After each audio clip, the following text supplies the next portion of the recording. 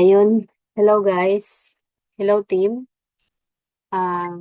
Gagawa ako ng video para sa pagta-top up ng Soldibo kasi bago na yung process kung paano mag-top up. Kasi dati meron akong ginawa pero old na kasi yon. Ngayon revise na yung processing dito sa Soldibo Fund natin dito sa IMG kung paano siya mag-top up. Ang gagawin ko lang naman is yung proseso or process kung paano kayo gumawa ng payment instruction para kapag nagpa-top up kayo sa akin, kayo na yung mag-o-open ng inyong dashboard. Kasi dati kasi no need ng i-open yung ano nyo, yung account nyo, yung dashboard nyo. Tapos, pwede na akong mag-add doon or mag-top up. Ngayon, kailangan pang i-open. Ganun na kasi yung bagong policy ni Ramper. Ibig sabihin, kung sino lang yung IMG member, syempre, siya lang dapat yung magbubukas. Since yung iba sa inyo nagpapa-add ng ng investment or nagpapa-top up sa Soldibo, tuturuan ko kayo kung paano kayo gumawa ng payment instruction para kung sakasakaling ise-send nyo sa akin yung amount, kung magkano yung ipapa-invest, send nyo na lang sa akin yung payment instruction. Tapos, ako na yung magsisend sa IMG through NeuraCash. Kasi kung halimbawa, wala pa kayong NeuraCash, hindi pa kayo nakagawa, or kung wala pang laman, ako na yung lalagay sa inyo na hindi ko kailangang buksan yung inyong dashboard. Sige, start na natin. Ayan, magsi-share screen ako para alam nyo. Same lang din naman to sa cellphone, kung paano yung nandito sa laptop. Ganon-ganon din yung processing niya. Pinagkaiba lang niya. Siyempre, mas malaki yung sa laptop kaysa sa cellphone. E mag-open ako ng website. Ayan. Type ko lang yung IMG. img-corp.net. Yan. Ito yung bubuksan nyo sa website niya para makapunta kayo sa portal nyo. Then, yan. Manghihingi yan ng user ID at password. Ngayon, kung yung user ID nyo at password is nakasave na sa cellphone, no need na kayong mag-type, diba? Login na lang. Yan. Kagaya ngayon, may nagpapa-top up sa akin na isa, kaya sakto naman paggawa ko ng video. Then, punta tayo sa, ayan, yung Soldibo Pan Group. Okay, lalabas yan. Yan, ito, lalabas to. Okay lang yan. And then,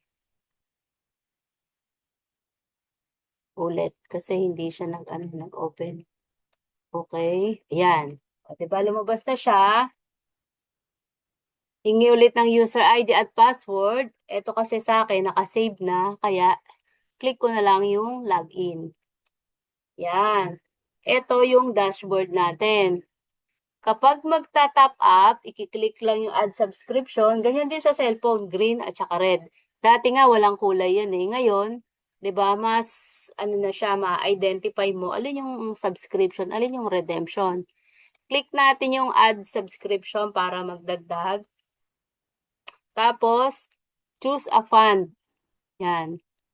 Ang kiklik lang natin yung Soldibo Strategic Growth Fund kasi dito yung nilalagay yung ating investment sa growth fund. Ibig sabihin, ito yung lumalago. Yung bond fund, iba kasing ano yan eh, ibang proseso. Dito tayo sa growth fund.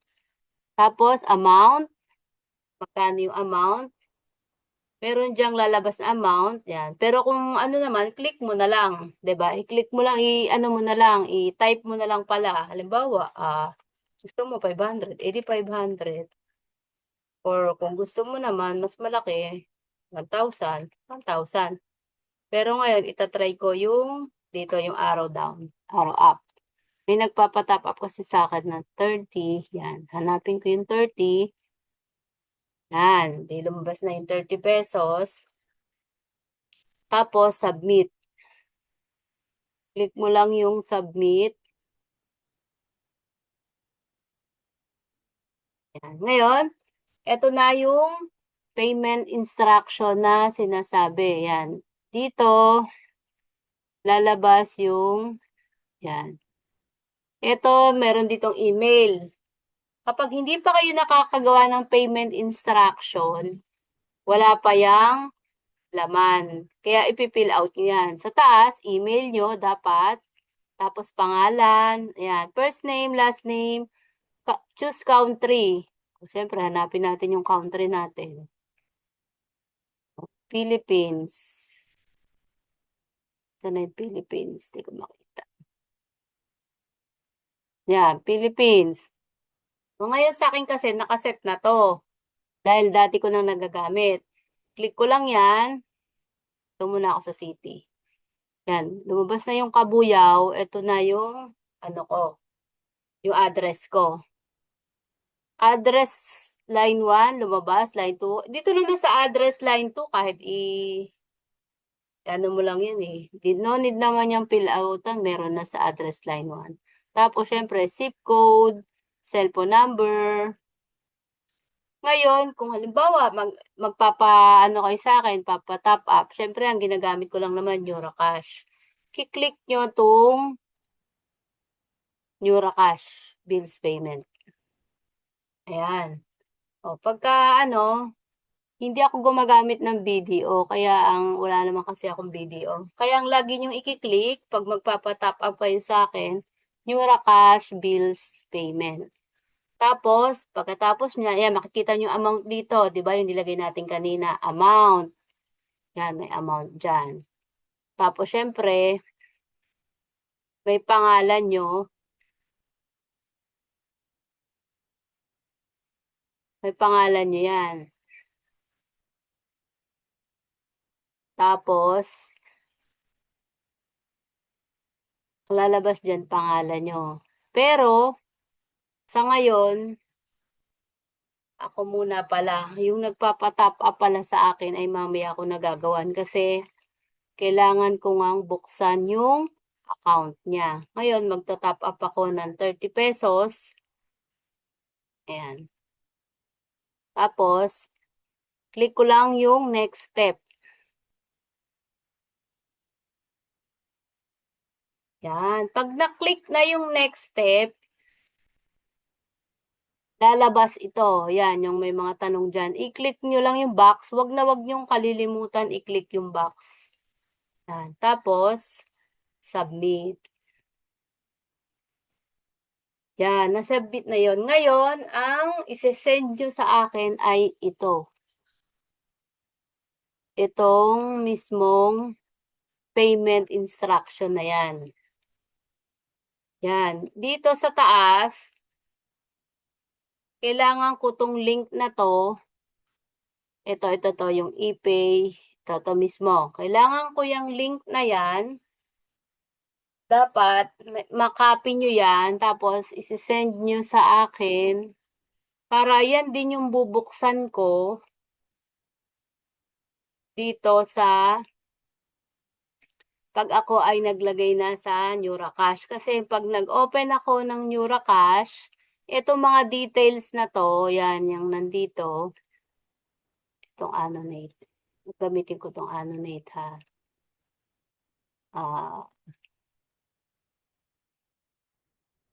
Line, pen, yan. Gamitin yan. Yan, ito lahat. Yan. Yung details na yan ay ilalagay ko yan sa Neuracash. Kaya dapat itong ePay, yan nasa taas na yan, makuha nyo yan. Kasi, yan yung, pag nakapin nyo to, pag nakapin nyo yan, send nyo sa akin, dyan ako magbubukas. Pag nabuksan ko kasi yan, kukunin ko to. O, halimbawa, erase ko muna. Yan, erase ko muna yan. Tapos, X ko to. Di, halimbawa, ito, kukunin ko to. Yan. Tapos, pag kinakopy ko yan, magbubukas ako ng, halimbawa, ng Excel ko, lilipat ko muna sa Excel. Kasi halimbawa, nakagawa na kayo ng payment instruction. Tapos, isi-send nyo sa akin. Kunyari, send ko muna dito. Yan. Tapos, pag ito ay binigay nyo sa akin, kakopy ko siya. Kakopy. Pag binuksan ko sa Google, bubukas ulit ako. Tingnan natin kung ganun din lalabas. Yan. Kasi ang payment instruction, dapat 3 days lang, mabuksan ko na siya. Kapag hindi ko pa yan, bawa nag-send kayo ng payment instruction sa akin, yung link, di ko agad na open after 3 days, maano na siya, hindi na siya valid. Gagawa na ulit kayo ng bagong payment instruction. Yan, eto na yon. O, di bubuksan ko ulit. Yan. I-click ko lang yan. Tapos isa-submit. May date dito sa baba, oh. Ayan, oh, may date sa baba. Hanggang Wednesday, October 1 ko lang siya pwedeng magamit. Tingnan natin yung ano. Oh, 'di ba? Same sila. Same sila ng yung reference number. Ito, ePay PH6EY 2KP. Yung isa, ganun din. Kasi yun yung link na gagamitin ko pag gumawa kayo ng payment instruction. Kaya, ah, kaya, kailangan ko yung link kapag nagpa-top up kayo, ha. Tapos, ang gagawin ko dito, syempre magbubukas ako ng Neuracash ko. Yan, view balance. Maliit na lang yung laman ng Neuracash ko eh. Yan. Diyan ako kukuha ng pang top up ko. Depende kung magkano yung isi-send nyo sa akin. O, kalimbawa, nag-ano ko, di ba kanina, nasa na yun? Ito yung una. Ito, buburahin ko na to. Kasi same lang naman siya. Buburahin ko na to. Dito sa Neuracash, ang ginagawa ko dyan, yan, para sa mga may Neuracash na, bills payment. Click ko yung bills payment. Tapos, i-click ko tong red sa taas. Itong red. Pag kinlik ko yan, dito sa biller name, hanapin ko lang International Marketing Group. Ayan, ganyan gawin. Tapos, sa subscriber name, dito ilalagay yan yung ginawa niyong payment instruction, yung pangalan. Kasi kung ano yung nakalagay dito sa payment instruction, dapat ganun-ganun din. Kung malalaki ang letter niyan, kung maliliit, dapat same lang. Kasi magiging invalid yan kapag magkaiba. O, subscription, paste. ePay reference, balik ako. Yan, ePay reference. Copy ulit sa Neuracash. Ganun ha, yung mga may Neuracash na. Yan, paste. Tapos amount. Magkano ba yung amount? 30 pesos. O, balik ulit. Yan. Yan, ito na. Tapos, isi-send ko na yan. Ngayon, pag send niya, may lalabas yan. Yan, nanghingi yan ng OTP. Ngayon, saan makukuha yung OTP? Dito sa Gmail.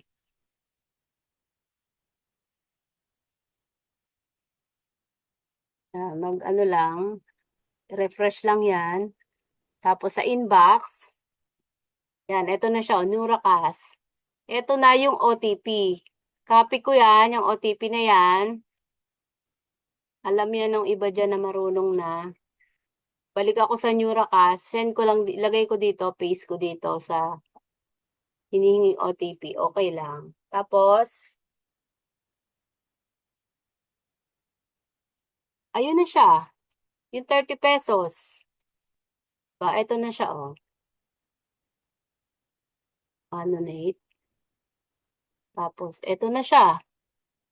'Di ba? Ito yung date ngayon. International, ePay. Ito na yung 30 pesos na nilagay ko.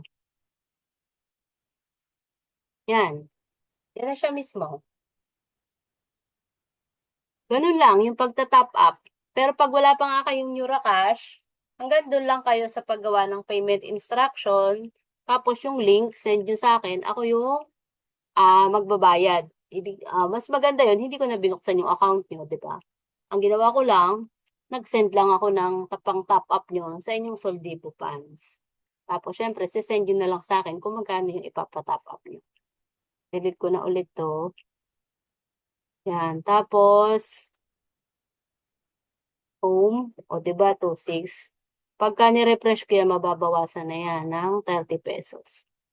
Ayun, 2,235. Ibig sabihin, napunta na yung top up kay Soldibo, kay IMG. So, log out ko na yung ano ko, yung Neuracash ko.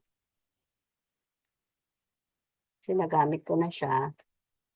Tapos, siyempre, etong payment instructions, sisend ko yan. Alam niyo naman yan na meron. Ang sisend ko na lang sa inyo yung kanina.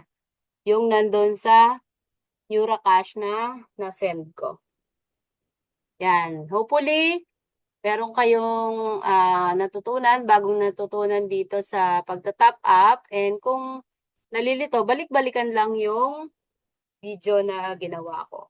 Mas maganda kasi, 'di ba, marunong na tayong lahat kasi lifetime tayong member dito kay IMG and lifetime din nating gagawin 'yon kapag nagta-top up tayo sa investment. Stop sharing ko na 'to.